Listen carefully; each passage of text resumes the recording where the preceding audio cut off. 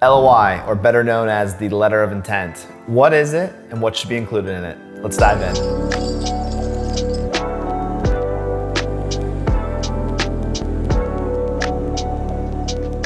The letter of intent is, generally speaking, a non-binding document. It's a roadmap of all the material deal terms, major key deal terms that really should be discussed and agreed to on the front end between a buyer and seller. That way, when you move forward to putting in more time, energy, effort, and money and moving the transaction forward, you're in agreement on all these major material terms. So when buying a dental practice, it's very different from buying a piece of real estate. And we oftentimes, have buyers and sellers that have bought and sold real estate before. So they come to us and say, well, that's not how I did when I bought and sold my house. And we go, yeah, we know.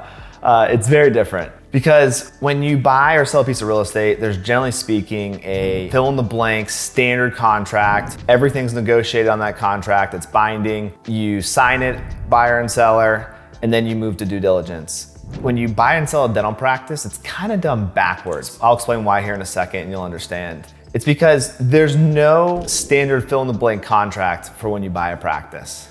There's 110 things to negotiate, and it typically will take on average 2 to 4 weeks to negotiate those terms. So no one's going to spend 2 to 4 weeks, of their own time negotiating those terms if you know that a buyer can't get financing and they haven't done any of their due diligence. So what you do is you sign this non-binding letter of intent, you do your due diligence, and then after everything checks out, a buyer knows they can get financing, they've done a chart audit, they've got the equipment inspected, they've reviewed bank statements, whatever it may be. Then they go, okay, now I'm ready to spend money on legal to actually negotiate this contract out. I would hate for a buyer and seller to spend, let's say, $2,000 to $4,000 in legal costs to negotiate a contract, and it could be much more than that. But go through one turn of a document and then the buyer not get financing, right? And it's like, oh gosh, we just spent money with legal for no reason. We don't want to do that. So that's why things are kind of done this way. One common thing that we run into fairly often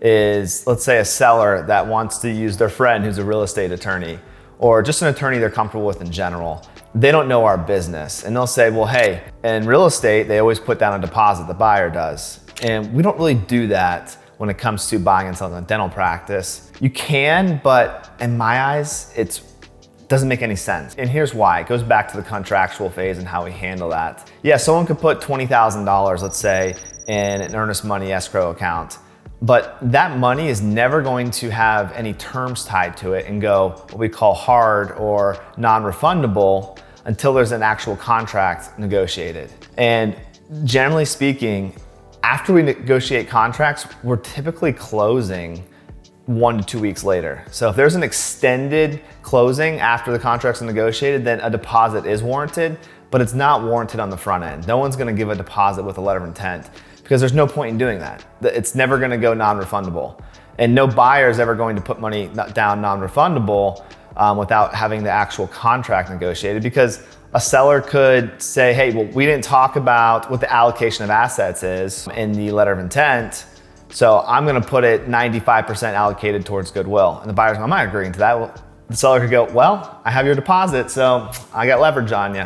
So that's why there's generally not a deposit unless it's an extended closing after the contract's negotiated. So if you're a buyer and you've met with a prospective seller, you've toured their facility, you're really interested in it, generally speaking, the next step is to put in this letter of intent, right? LOI, as you'll oftentimes hear. And again, it's the roadmap of all the material deal terms as we just talked about and mentioned. With that, some buyers will oftentimes, and it's a balancing act, right? You want to make an educated offer, but you also, as a seller, don't want the buyer to do their due diligence prior to making that offer. So it is a balancing act. When we put together our data rooms of all the information, a buyer should have, let's say, year-to-date financial statement, previous 3 years financial statements, new patient reports, active patient report, breakdown by procedure, breakdown by provider, for the last 3 years for all those things. And then have a tour and have a firsthand conversation, with the seller. That should be enough for a buyer to make their offer via a non-binding letter of intent. And then during due diligence, right after you have this letter of intent signed, that's when the buyer you should be getting into the nitty gritty, asking for bank statements, doing a chart audit, going through the charts and going through some cases with the seller and verifying information, spending money to have the equipment inspected. Due diligence is when you do those things, right? So you make your offer on this letter of intent, an educated offer with your best foot forward saying, Dr. Seller, if everything checks out during due diligence, this is the price and terms that I'm willing to move forward with.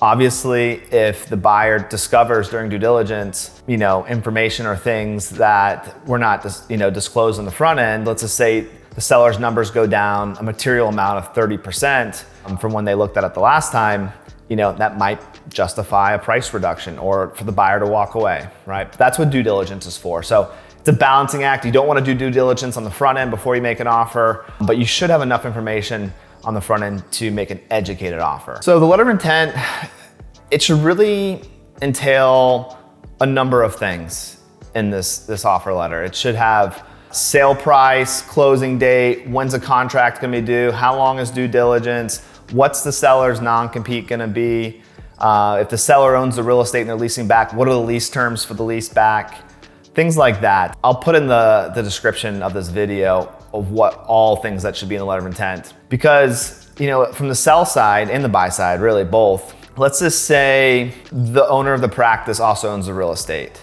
and you agree to all these terms, but the lease back terms, they said, you're of the understanding as a buyer, I know I'm not gonna be able to buy the real estate, but they're gonna lease it back to me.